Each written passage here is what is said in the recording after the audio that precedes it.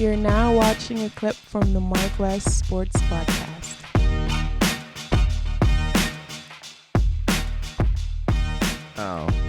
I think let's jump into the Benjamin report because you've been out for like the past 2-3 weeks and doing your thing. So I think the audience kind of want to know what you've been seeing out there. Yeah, nah. Who's hot? Who's up and coming? I've been out there for the past couple of weeks. Hot as hell. You ain't lying. You ain't lying. Oh my gosh! Like yesterday, I thought it was gonna be over for me for real, because it was at like 5 o'clock in the afternoon. I was like, oh man. But I've been around town, around this city, around this football hotbed, and getting a close look at the best players in South Florida, because a lot of them will be going into the league in the future. And one in particular was Earl Little Jr. Earl Little Jr. is a legacy kid from Miami. Earl Little Sr. Played for Miami, also played in the NFL.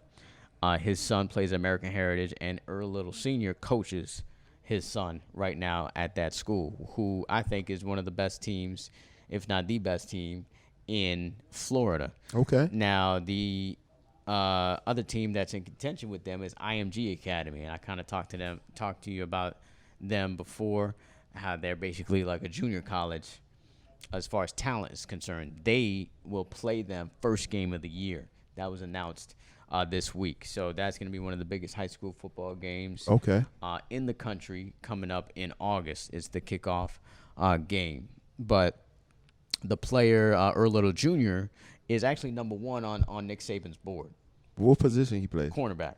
Oh, damn. He's the number one cornerback on Nick Saban's board. So he's the pastor chain junior. So you already know how good he is. But unfortunately, like I said, he's a legacy kid from Miami, is not being recruited by Miami. Why is that? They jumped in late in the game.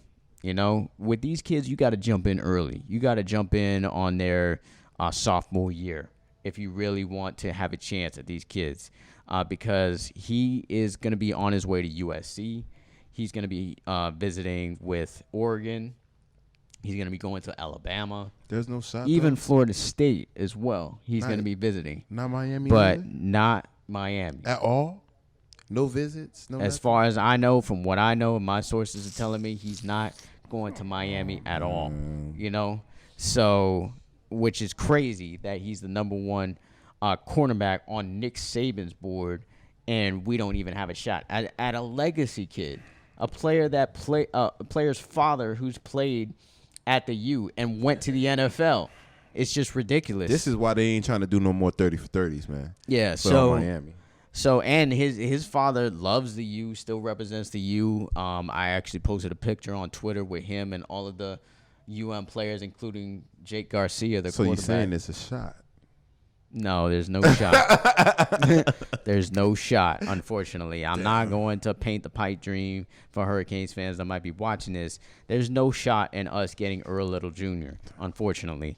Now, you may have a chance at Jacoby Spells. Jacoby Spells is also a good cornerback on the same team. You have a legitimate shot of getting him, I think.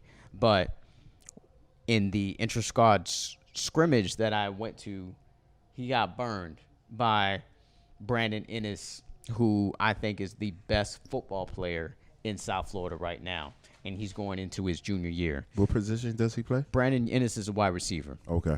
Yeah, I posted him. I think we posted him on a previous Benjamin report with the podcast, and he's the one who said he was a grown man. So he burned this kid Jacoby Spells on one play. Now, I'm not saying Jacoby Spells is not a great player. He is one of the best cornerbacks in South Florida, but we do have a chance to get him. Another great player who we won't get, who I saw this weekend, who is by far, to me, the best player that I've seen in the past couple of weeks, is Nigelique Kelly out of Dillard High School, defensive end. He is a beast. He's 6'4", 250 already, and just comes off that edge really quickly, and is really just manhandling the offensive line. To me, I think he's rated as a 4-star by most recruiting websites, but I think he has a potential to be a 5-star guy. Anybody you can compare him to? I hate to say this. I really hate to say this, but it's really just a comparison to really get you an idea of how good he can be. He can be as good as a Jason Taylor. Like, as far as his size is concerned. That's Hall of Fame. Yeah, he could be as good as Jason Taylor. I would say that is his ceiling, which is a pretty damn high ceiling. I think he can be that type of player if he continues to develop. Because right now, what he's doing, I saw him play against Monarch High School. Was that this week? Yeah, that was this week, Wednesday. It's been a crazy week. He was just manhandling kids, and he was previously committed to Florida State. But he decommitted, and likely he's going to be at one of the big name schools like a Clemson or Alabama, Ohio State. I could see him going to that type of program now, and Miami is not in contention for that type of player. Also not in contention for Marvin Jones Jr., who I think is – now, he's a legacy kid from Florida State. His dad played at Florida State. His dad from the crib, but played at Florida State. So that's another kid, one of the best defensive ends. Again, a player similar to Nigel Lee Kelly that I just described. The Hurricanes will not get that player.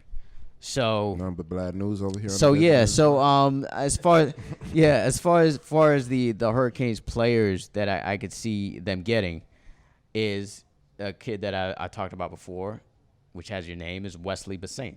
And I think he's definitely a player that's going to be a big name player. He is on that level of a Nigel Lee Kelly and a Marvin Jones Jr., and I think they have the best shot to get a player like him. Now, they need to ramp it up. I do want to say they need to ramp it up in the next month. So expect to see more players committing to this 2022 class because the COVID restrictions are going to be lifted next week. Okay. So you can bring a kid on campus, and it's not going to be any issues.